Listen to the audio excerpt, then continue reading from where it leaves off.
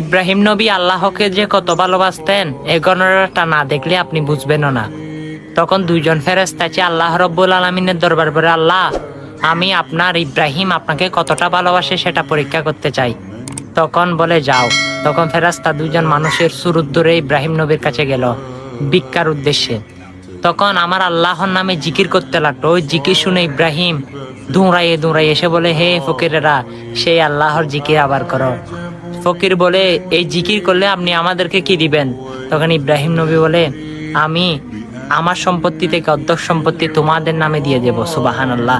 তখন সেই অর্ধেক সম্পত্তি নিয়ে চলতে লাগলো।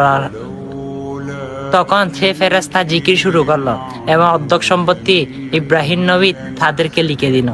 তারপর আবার চলে যাই। কতদূর যাওয়ার সময় আবার ইব্রাহিম নবী পিছন থেকে ডাক দেয়, এদিকে আসো, তোমরা আবার আল্লাহর নামে জিকির করো। বলে, এবার কি দিবেন?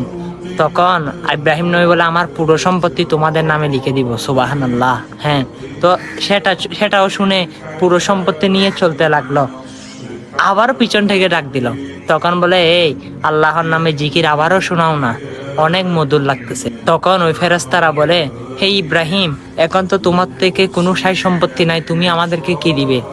তখন ইব্রাহিম নবী বলে, আমি জীবনে যতদিন বেঁচে থাকবো অবশ্যই আমি তোমাদের গোলামি করব। সুবহানাল্লাহ। দেখেন আল্লাহকে কত ভালোবাসেন ইব্রাহিম নবী। কত পরীক্ষা না আল্লাহ রব্বুল আলামিন দিয়েছেন। কোনো পরীক্ষায় পড়লে সেটা দূরে ঠেলে দিবেন না, সেটা আপনার জন্য নিয়ামত। আল্লাহ আপনাকে পরীক্ষা করতেছে। সুবহানাল্লাহি ওয়া বিহামদিহি। এই ঘটনাটা শেয়ার করে সকলকে জানার সুযোগ করে দিন। সুম্মা আমিন।